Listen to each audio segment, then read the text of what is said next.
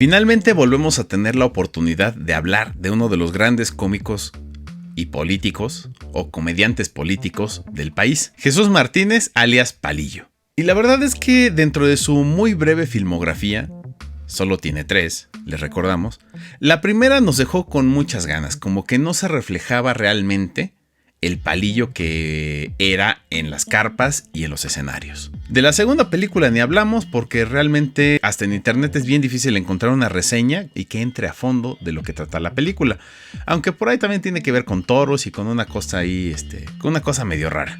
Pero nosotros también somos el pueblo y debemos de luchar en contra de los caciques que se aferran del poder, porque ellos son los culpables de que el pueblo pierda la fe en los gobiernos auténticos. Ay, Palillo, no te rajes es una película de 1948, dirigida por Alfonso Patiño Gómez, escrita por el mismo Alfonso Patiño Gómez, y protagonizada por figuras como Roberto Soto, Antonio R. Frausto, María Teresa Barcelata, Arturo Soto Rangel, Fanny Schiller, Rosita Quintana y sí, Jesús Martínez, conocido en esta película como Palillo Delgado. Y digamos que esta película es una historia y una sátira de la política nacional llevada a un municipio que puede ser cualquiera del país. ¿Y usted, compadre? A llenar boletas. Abarca Rutilo. Rutilo Abarca. Vota por mi compadre.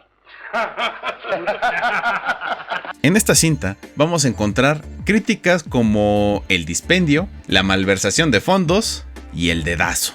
Y sí, como dice una de las reglas de la comedia, es que es gracioso porque es verdad.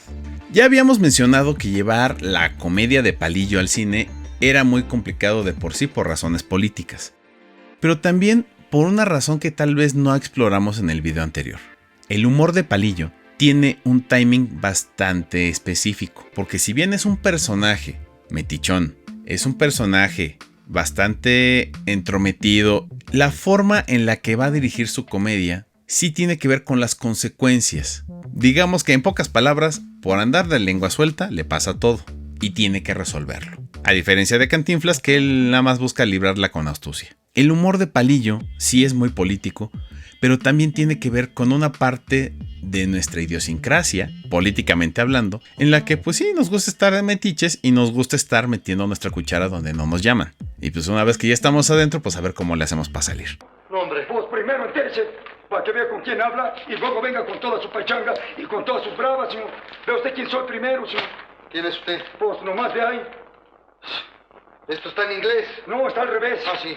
Esta película es como el plano general y el esqueleto que se va a utilizar en futuras cintas para hacer una crítica el cacique mexicano, que retratado tanto por Alejandro Galindo como el propio Alfonso Arau, con calzón sin inspector, nos habla exactamente de lo mismo. Un presidente municipal que vive las delicias del poder, que abusa de su propia influencia y que, no satisfecho con eso, quiere imponer al siguiente que va a estar manejando como un títere. Incluso románticamente, podríamos decir que tiene ciertos guiños como consecuencia de cuestiones que ya habíamos visto, por ejemplo, en El compadre Mendoza y hasta en Vámonos con Pancho Villa. Los gobiernos posrevolucionarios no fueron posibles de no ser por estos pequeños dictadores de ciertas regiones del país y constituir eso que conocemos como el tricolor. Nomás dígale a sus partidarios que se estén sosiegos y que no le vayan a buscar ruido al chicharrón, ¿eh? Claro, no se debe agitar a las masas porque el desorden es índice de retraso en el progreso de los pueblos. Ahora imagínense esto, en 1948, estamos hablando de la época más aguda de Miguel Alemán. Es la época de mayor poder del primer gobierno civil en México. Y Palillo tiene los arrestos suficientes para hacer una crítica de la primer célula que constituye el sistema político mexicano que dominó durante el siglo XX. Pero no solo eso, sino que tiene las agallas suficientes para cuestionar y criticar a la misma sociedad que lo permite. O inclusive mostrarnos una imagen bastante familiar para nuestro contexto actual, en la que la gente está tan desencantada de la política que prefiere no involucrarse porque ya no cree. Y esto va a ser el punto central de la historia. Ya ven, compañeros, Efectivamente, yo los he traído a la mala, pero era porque este pueblo que no quería despertar necesitaba que yo le diera sus mañanitas. Y aquí es donde viene un tema bastante espinoso, pero que es importante hablar. Tal vez para las generaciones más recientes no es tan problemático porque es una generación muy politizada, un poco a ciegas, pero está politizada. Pero en general a la gente no le gusta hablar de política y no le gusta que su comediante les hable de política.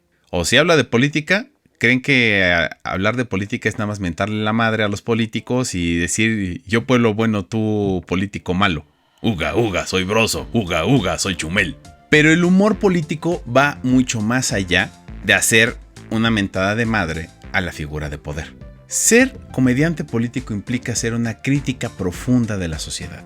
Y eso implica conocer sus vicios, sí, conocer sus cosas buenas, pero implica sobre todo entender esta complejidad en la que nos desenvolvemos para sacarla a la luz, mostrarnos desnudos cual rey idiota que tiene sus defectos bien puestos. Por eso es muy difícil ver que hay verdaderos comediantes políticos sin que alguien se sienta ofendido. Pero hemos de ser nosotros mismos los auténticos representativos de las masas populares, quienes debemos de sembrar el árbol joven que absorba la savia de la democracia. En mayor o menor medida, los comediantes mexicanos han sabido hacer un humor político, a veces directo como el de Palillo, o a veces mucho más sutil, como lo llegaron a hacer Tintán, o lo llegó a hacer Resortes, o inclusive el propio Cantinflas, que sí, tuvo sus momentos de crítica política. Y llevándolo a un aspecto mucho más universal, esto mismo lo encontramos con comediantes tan históricos como Chaplin o Buster Keaton, de los que pocos recuerdan o no quieren recordar su faceta más política. Chaplin tuvo el gran dictador, Buster Keaton tuvo el general. Y sí, todo el mundo los recuerda como los grandes cómicos cinematográficos que fueron. Pero como que se les olvida que traían un mensaje o que hacían una crítica política de la sociedad.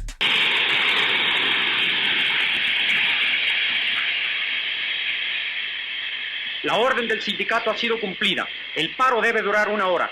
Está bien, pero conste que paramos con 2 segundos de adelanto.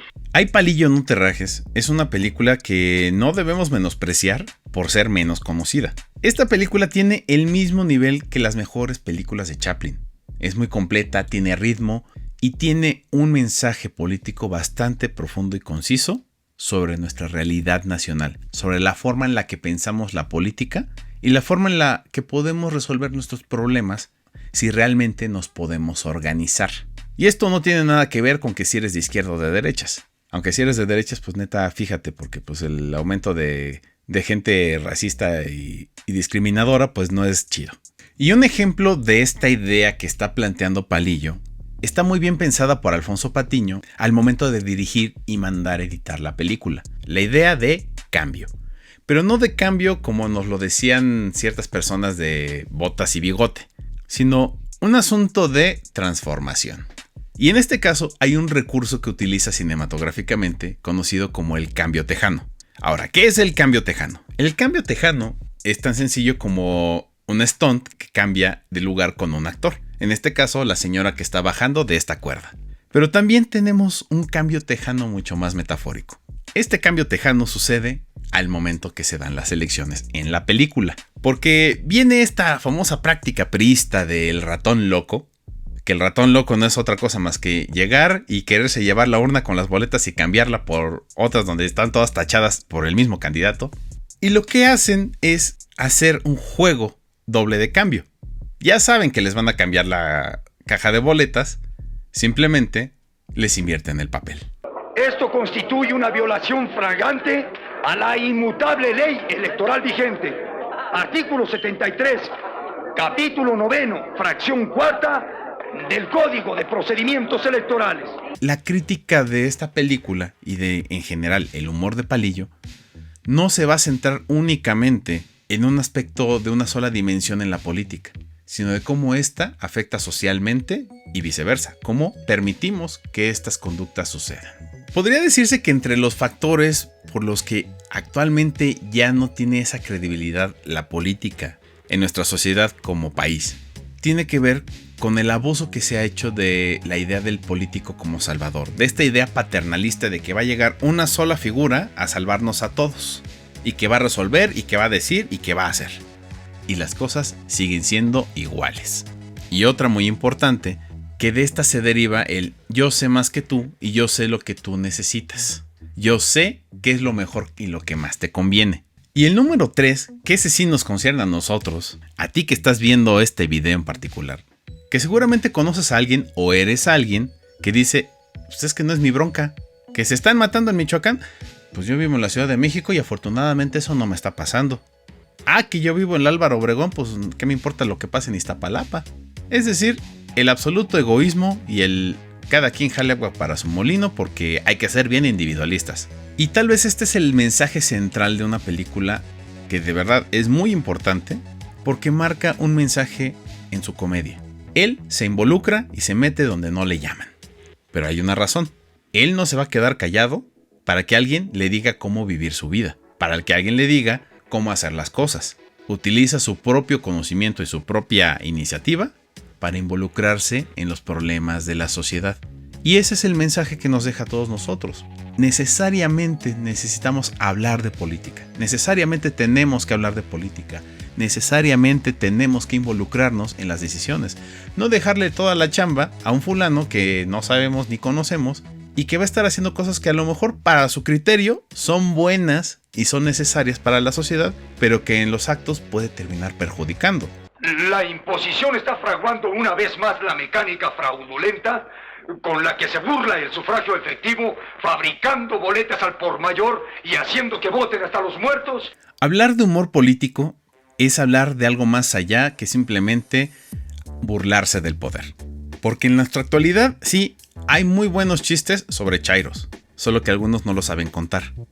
Y hay excelentes chistes de la gente de derechas, porque de plano pues no se ayudan. Pero el problema principal de estar metidos en este embrollo de chairos contra derechairos, el debate no es sano porque la gente se lo toma personal, se lo toma bajo una idea de absolutos. Asume su posición política como un punto inflexible ante la opinión de alguien contrario. Y eso digamos que simplemente lo convierte en una pelea entre individuales, cuando finalmente la política no es de individuos, es de colectivos. Y mientras más podamos debatir y ponernos de acuerdo, es más fácil que los cambios que necesitamos sucedan. Porque el intercambio de ideas permite ampliar horizontes. Y al ampliar horizontes, vamos a tener ideas para ponernos de acuerdo. Pero, si de retratar a la sociedad mexicana se trata, hubo un juglar, un trovador,